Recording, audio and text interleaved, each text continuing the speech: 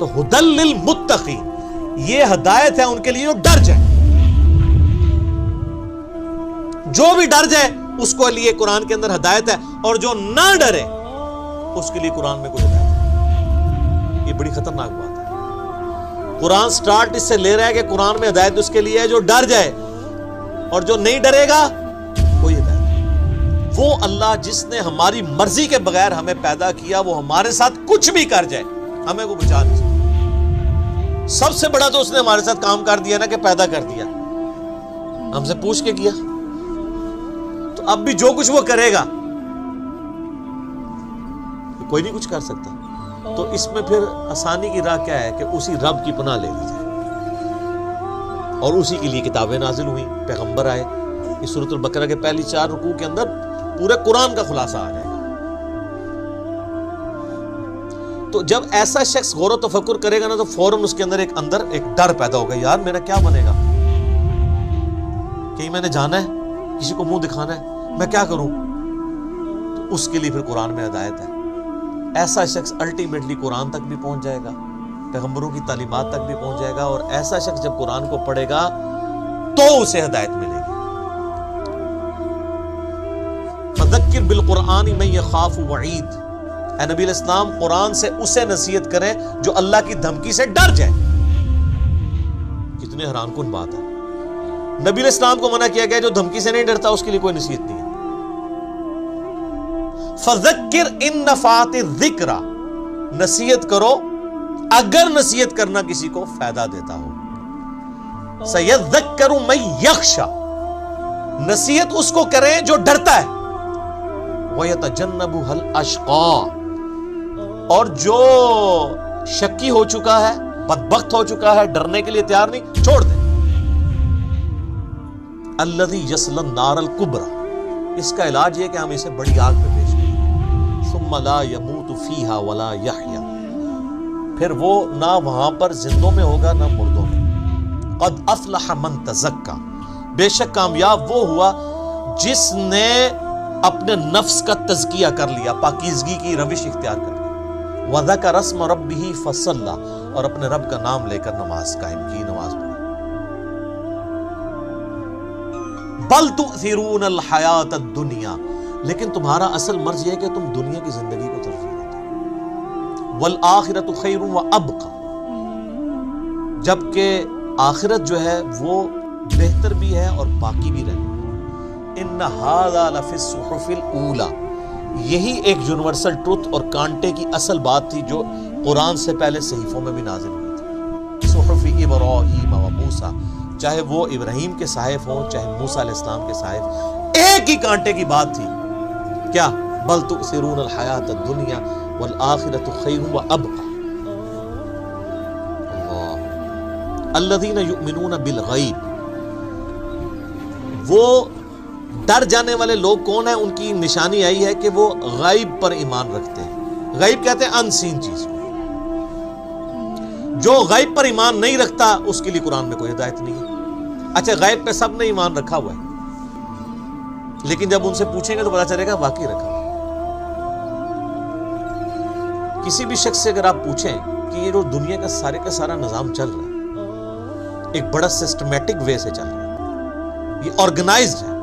اب تو جس طرح سائنس نے ترقی کی ہے، پہلے تو وہ زمانہ تھا لوگ کہتے تھے مٹی سے خود بخود ڈڈو بن کے نکل آتے ہیں، نہ اس وقت لوگوں کو ڈی این اے اسٹرکچر کا پتہ تھا نہ جینز کا. اب تو لوگ کہتے ہیں نا جی نہ جناب یہ تو پاسبل ہی نہیں ہے، زمین و آسمان کی ساری مخلوقات مل کے مٹی سے ڈڈو نہیں بنا سکتی، یہ بنانے سے بن رہا ہے، انڈے میں سے چوزا بنانے سے نکل رہا ہے. تو یہ اتنے آرگنائز چیز ہے. وہ کہتے ہیں نہیں جی کوئی ایک سپریم بینگ یا کوئی سپر نیچرل ایجنسی ہے جس نے ہر چیز کو ایک ٹریک کے اوپر چڑھایا ہوا ہے کہ ایک بیج بوتے ہیں 6 ارب گنا بڑا درخت بن جاتا ہے. اس بیج کے اندر جو زندگی ہے پھر اس کے اندر کس طریقے سے وہ پرفارم کرتا ہے، پتے پھر پھول نکلتے ہیں پھر پھل بنتا ہے، پانی کے ذریعے کیا کچھ ہو رہا ہے. یعنی ایک تو ایک ٹاپک ہے، اس پہ گھنٹوں بولا جا سکتا ہے.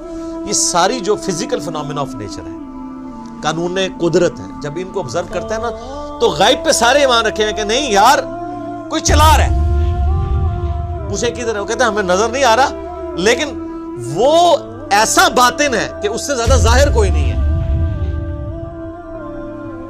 اور ایسا ظاہر ہے کہ اس سے زیادہ باطن کوئی نہیں۔ اللہ اپنی قدرتوں سے کتنا ظاہر ہے لیکن سب سے پوشیدہ ہے۔ تو یہ سب کچھ غیب کی طرف انسان کو لے جاتا ہے۔ تو وہ یقین کیے ہوئے ہیں ڈر جانے والے لوگ کہ یار کسی کے کرنے سے ہو رہا ہے۔ یہ جو ہارمنی ہے یونیورس کے اندر، سر اب جو کچھ ہمیں پتہ چل رہا ہے سائنس کی برکت سے، تو انسان پریشان ہو جاتا ہے کہ یہ نظام چل رہا کیسے ہے۔ میں آپ کو صرف یہ بتاتا ہوں کہ سائنٹسٹ کہتے ہیں کہ اس کائنات میں اتنا بیلنس ہے کہ اگر ایک بال پوائنٹ کو اس کی نوک پہ کھڑا کر دیا جائے، یہ پاسبل ہے کہ نوک پہ کھڑا ہو جائے؟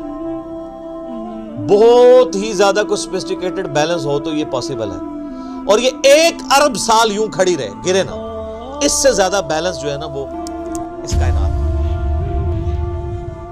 اور یہ balance millions of fine tunings کے ساتھ چل رہا ہے۔ ایک فائن ٹیون اگر خراب ہو جائے نظام نہیں چل سکتا۔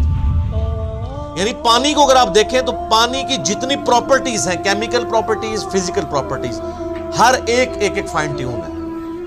اس کی گریوٹی ڈسٹرب ہو جائے ختم۔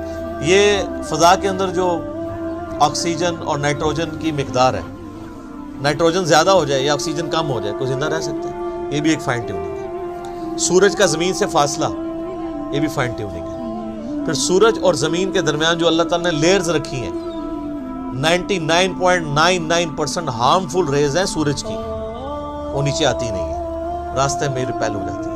کچھ اگر کراس بھی کرتی ہیں ارتھ میگنیٹک فیلڈ کی وجہ سے ریپیل ہو جاتی ہیں، اور صرف وہی آتی ہیں۔ سر سائنٹسٹ کہتے ہیں کہ یہ میریکل پلانٹ بنایا گیا ہے اس لیے کہ یہاں پہ زمین پہ انسانیت کو آباد کیا جائے۔ وہ کہتے ہیں یہ پلان کے بغیر ہو ہی نہیں سکتا،